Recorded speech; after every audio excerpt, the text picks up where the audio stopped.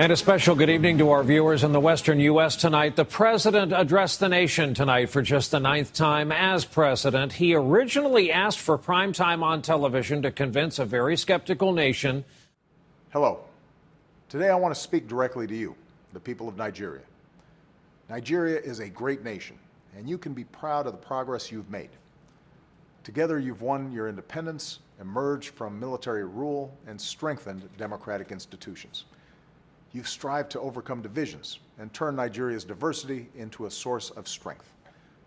You've worked hard to improve the lives of your families and to build the largest economy in Africa. Now you have a historic opportunity to help write the next chapter of Nigeria's progress by voting in the upcoming elections. For elections to be credible, they must be free, fair, and peaceful. All Nigerians must be able to cast their votes without intimidation or fear. And in this task of advancing the security, prosperity, and human rights of all Nigerians, and a failure to stand against the use of chemical weapons would weaken prohibitions against other weapons of mass destruction and embolden Assad's ally, Iran, which must decide whether to ignore international law by building a nuclear weapon or to take a more peaceful path. This is not a world we should accept. This is what's at stake. And that is why, after careful deliberation, I determined that it is in the national security interests of the United States to respond to the Assad regime's use of chemical weapons through a targeted military strike. When dictators commit atrocities, they depend upon the world to look the other way until those horrifying pictures fade from memory. But these things happened. The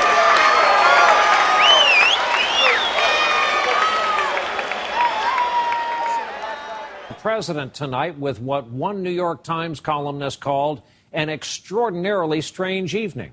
The president went ahead and made his case against Syria, explained the danger of chemical weapons, explained what a limited military strike would be, but now begins a holding pattern. I'm not talking about blind optimism, the kind of hope that just ignores the enormity of the tasks ahead or the roadblocks that stand in our path. I'm not talking about the wishful idealism that allows us to just sit on the sidelines or shirk from a fight. I have always believed that hope is that stubborn thing inside us that insists, despite all the evidence to the contrary, that something better awaits us. So long as we have the courage to keep reaching, to keep working, to keep fighting.